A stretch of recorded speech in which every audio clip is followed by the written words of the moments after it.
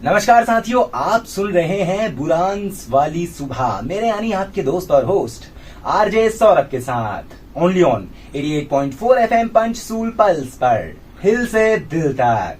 साथियों, आज हमारे बीच मौजूद हैं डिस्ट्रिक्ट कोऑर्डिनेटर जिला प्रोबेशन कार्यालय चाइल्ड हेल्पलाइन से आशा पाल मैम, जो कि पिथौरागढ़ के बच्चों के हित में बहुत ही अच्छा काम कर रहे हैं। हमारे पिथौरागढ़ के बच्चों के अधिकारों के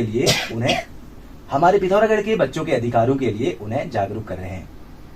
क्योंकि साथियों, आप तो जानते ही हैं, चाइल्ड हेल्पलाइन सिर्फ एक हेल्पलाइन नंबर नहीं है, वो मुसीबत में पड़े बच्चों के लिए एक लाइफलाइन भी है। तो आइए इसी सिलसिले में बातचीत करते हैं मैम से। मैम, सबसे पहले तो आपका बहुत बहुत स्वागत है हमारे एफएम पंचसूल पल्स में। तो मैम, आप क्या सबसे पहले हमारे श्रोताओं को अपना परिचय देंगे? जी सर, जरूर। Thank you sir.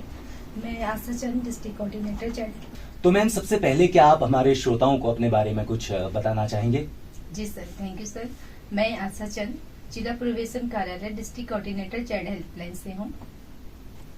Ji ma'am, जिला बाल संरक्षण इकाई के बारे में आप हमारे श्रोताओं को इसके बारे में कुछ डिटेल से जानकारी दे सकते हैं? जी सर, जिला बाल संरक्षण इकाई का एक डिपार्टमेंट है। इसके अंदर 3 प्रोग्राम रन कर रहे हैं। एक है चाइल्ड हेल्पलाइन, जिसका टोल फ्री नंबर है 1098। दूसरा है मिशन वात्सल्य, ये स्पॉन्सरशिप योजना को रन करता है, बच्चों की आर्थिक सहायता के लिए। तीसरा प्रोग्राम यहाँ पे रन कर रहा है विशिष्ट दत्तक ग्रहण सा करके ये प्रोग्राम है, जहाँ पे नवजात शिशु को जिनके माता पिता छोड़ देते हैं, ऐसे बच्चों को रखा जाता है। जी, ये तो बहुत ही अच्छी बात है मैम। मैम, चाइल्ड हेल्पलाइन जो है वो बच्चों के लिए कैसे काम करती है और कितने टाइम बच्चों को मदद करने के लिए खड़ी रहती है? चाइल्ड हेल्पलाइन ऑल इंडिया में चलने वाला एक टोल फ्री नंबर है 1098। ये 24 घंटे रन करता है। आप दिन में हो, रात 1 बजे 2 बजे, कभी भी रात के किसी भी टाइम आप इसमें कॉल कर सकते हैं। 24 आवर चलने वाला टोल फ्री नंबर है।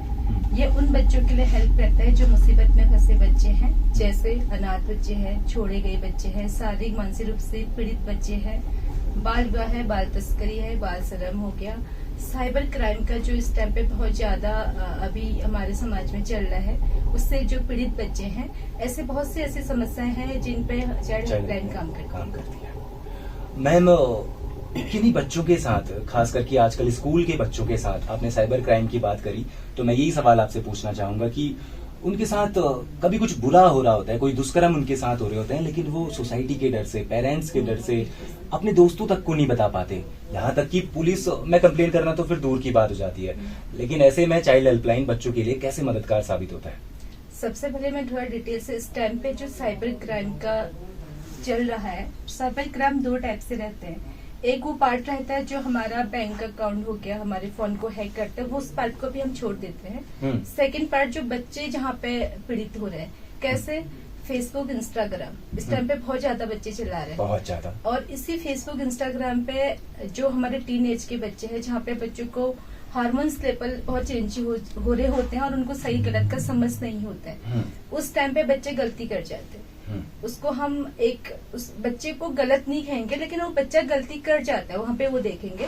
तो उस टाइम पे क्या होता है कि फेसबुक, इंस्टाग्राम से बच्चे किसी अनजान व्यक्ति का फ्रेंड रिक्वेस्ट आ रही है, उसको एक्सेप्ट कर ले रहे हैं, उसमें धीरे धीरे उनकी बातचीत स्टार्ट हो रही है, उनका मिलना स्टार्ट हो रहा है, वो धीरे धीरे इतना हद तक ज्यादा बढ़ जाता है कि वो कुछ गलत कर बैठते हैं, और वो गलती उनके लिए बहुत ज्यादा फिर बाद में परेशानी की वजह बन जाती है।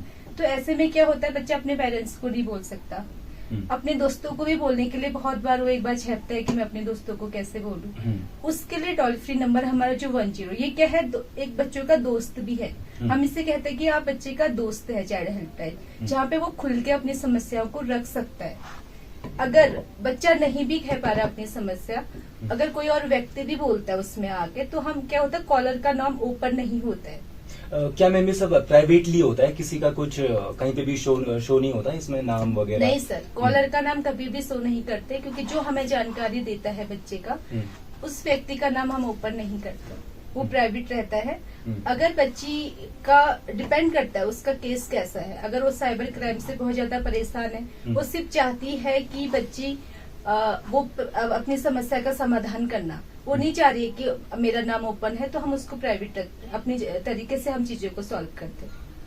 अगर मैटर बहुत ज्यादा बड़ा है, वो सॉल्व नहीं हो पा रहा है या वो मैटर बहुत ज्यादा आगे चला गया है, वो साइबर क्राइम के माध्यम से जो वो बातचीत होते होते वो पोक्सो का मैटर बन गया है, तब हम पुलिस डिपार्टमेंट को इन्वॉल्व करते हैं, फिर अन्य डिपार्टमेंट को इन्वॉल्व करके तब हम उसमें कार्रवाई करते हैं, अन्यथा हम अपने तक ही सीमित रखते हैं चीजों। जी मैम, चाइल्ड हेल्पलाइन बच्चों के लिए इतना सब कुछ कर रही है तो जाहिर सी बात है उन बच्चों के लिए भी जरूर कुछ ना कुछ कर रही होगी जिनके सर में एक हिसाब से माँ बाप का साया नहीं होता, जिनकी स्थिति आर्थिक स्थिति बहुत ही खराब होती है। क्या उनके लिए भी चाइल्ड हेल्पलाइन कुछ करता है? सर, चाइल्ड हेल्पलाइन के जरिया जरूर चाइल्ड हेल्पलाइन है, एक माध्यम है जहाँ पे बच्चों की समस्याओं का रजिस्ट्रेशन होता है, पंजीकरण होती है चीजें, लेकिन उसके जरिए हम लिंक करते हैं। जैसे मैंने अभी अपने डिपार्टमेंट के कुछ और प्रोग्राम बताए थे, उसी का एक वात्सल्य मिशन वात्सल्य करके एक प्रोग्राम है जहाँ पे उन बच्चों की हम हेल्प करते हैं जो अनाथ हैं, आर्थिक रूप से कमजोर बच्चे हैं, उनकी शिक्षा के लिए ये प्रोग्राम है, उनके एजुकेशन को लेके ये प्रोग्राम रहता है। इसमें स्पॉन्सरशिप एक योजना है, उससे हम बच्चों को जोड़ के इसमें बच्चों को प्रतिमाह 4000 रुपए उनके शिक्षा के लिए दिया जाता है। इसी के साथ साथ एक डिपार्टमेंट है जिसके साथ हम मिलकर काम करते हैं, जिला बाल कल्याण समिति। अच्छा। उसके साथ हम लोग इसी के साथ जिला बाल कल्याण समिति है जो बच्चों के संरक्षण को लेके काम करते हैं, उन बच्चों पे काम करती है जिनके माता पिता नहीं है, अनाथ बच्चे हैं, उनके देखरेख एवं सुरक्षा के लिए काम करती है। तो ऐसे बच्चों को हम उनसे भी जोड़ते हैं और वो उनके आश्रय गृह शेल्टर की व्यवस्था करके या तो वो शेल्टर में डालती है या तो फिर ऐसे पेरेंट्स के पास उनको रखते हैं वहाँ जहाँ पे बच्चा सुरक्षित है। ये तो बहुत ही अच्छी बात है मैम। तो मैम चाइल्ड हेल्पलाइन जो है हमारे पिथौरागढ़ में, तो जाहिर सी बात है उसे भी कुछ ना कुछ चुनौतियां फेस करनी पड़ती होंगी, तो ऐसी कुछ चुनौतियां आती है मैम हमारे पहाड़ में जो आपको फेस करनी पड़ती हो? चुनौतियां तो आती हैं सर, काम के जरिए जब हम काम कर रहे होते तो हमें चुनौतियों का सामना तो करना पड़ता ही है। बहुत सी चुनौतियां हैं। सबसे पहले तो जो मैं अभी साइबर क्राइम को लेके ही कहती हूँ, बच्चा सबसे पहले हमारे पास खुल के नहीं बोल पाता है। बच्चे को हम कहते हैं कि आप अपनी परेशानी, हम जगह जगह जाके अवेयरनेस प्रोग्राम करते हैं। अच्छा। स्कूलों में जाते हैं, गाँव में जाते हैं और ऐसे गाँव को हम चिन्हित करते हैं जहाँ पे शायद कोई पहुँच नहीं सकता, बहुत बैकवर्ड जो गाँव रहते हैं, हम वहाँ पे भी जाके 1098 का प्रचार प्रसार करते हैं। लेकिन चुनौती हमारे लिए ये हो जाती है कि आप एक तो बहुत से जो बैकवर्ड इलाके उनके पास नेटवर्क की थोड़ी सी प्रॉब्लम रहती है, उनकी समस्याएं हम तक जो पहुंचने में दिक्कतें होती है, वो फोन सेवा के माध्यम से जो पहुंचने में दिक्कत है, एक तो वो हमारे लिए चुनौती रहता है। बाकी बच्चा हमारे पास आता है लेकिन खुल के अपनी बातें बताने के लिए हमें थोड़ा सा उसको काउंसलिंग करने की जरूरत पड़ती है। बता तो देता है बट एकदम से खुल नहीं पाता है। और इसके अलावा बहुत से ऐसे केसेस रहते हैं हमारे पास कि बच्चे के साथ मारपीट होगी, बच्चा लापता हो गया या बाल विवाह के केसेस हैं। तो बहुत से ऐसे केसेस हैं जिनमें हमें चुनौतियों का सामना करना पड़ता है, बट ये नामुमकिन नहीं होता है। हम लोग काम कर रहे हैं तो उसको हम इजीली सॉल्व कर देते हैं। जी।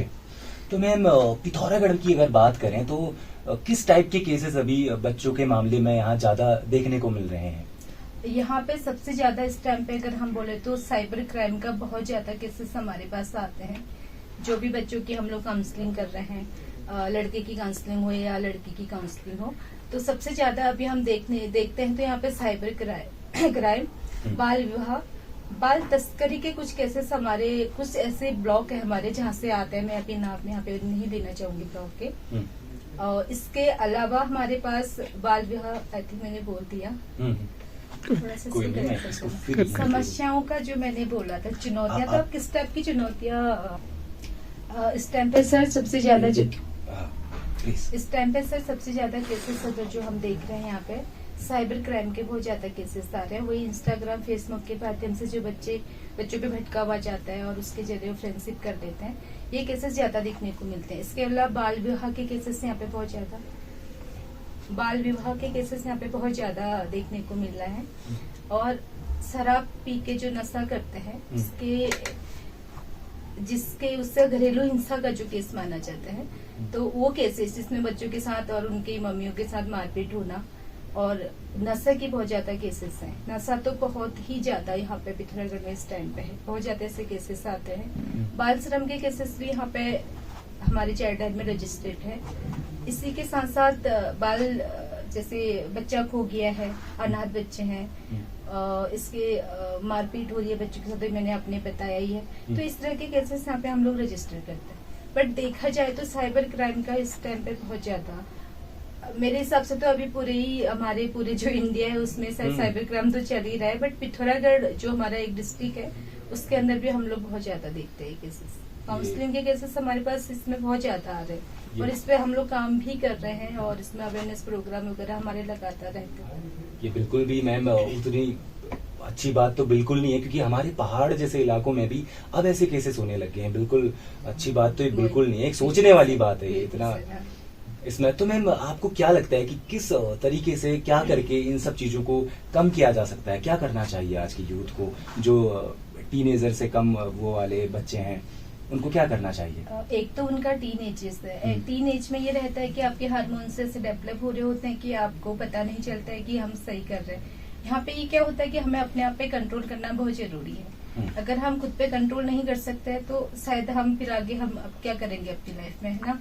तो हम लोगों को ये रहता है कि हम बच्चे जो यूथ है, हमारे जो युवा पीढ़ी है, उनके बीच में जाके अवेयरनेस तो हम कर रहे हैं, करना भी चाहिए जो वीडियो, और हम कर भी रहे हैं। और उनका एक काउंसलिंग सेशन हम लोग रखते हैं, उसमें मोटिवेशन एक सेशन देते हैं, उनको क्लास देते हैं कि आप अपना जो अभी आपके हार्मोन्स, हम हर एक चीज उसमें बताते हैं। आप टीनेज में चल रहे हैं, आपको हार्मोन्स लेवल चेंज हो रहे हैं, यहाँ पे आपको सही गलत का पता नहीं है, तो आप उसको आप कैसे कंट्रोल कर सकते हैं और अपने आप को कंट्रोल करके देखिए। फोन हर एक बच्चे के पास है।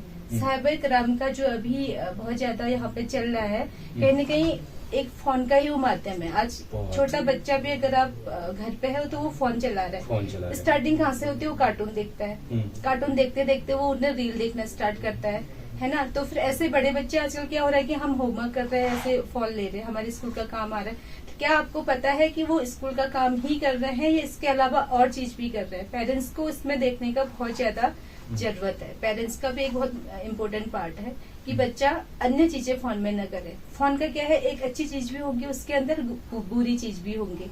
तो बच्चा अच्छी चीजों को देखे, नॉलेजेबल चीजों को देखे, बुरी चीजों को ना देखे। तो एक फोन का जो कंट्रोल है वो करना बहुत जरूरी है आज बच्चों पे।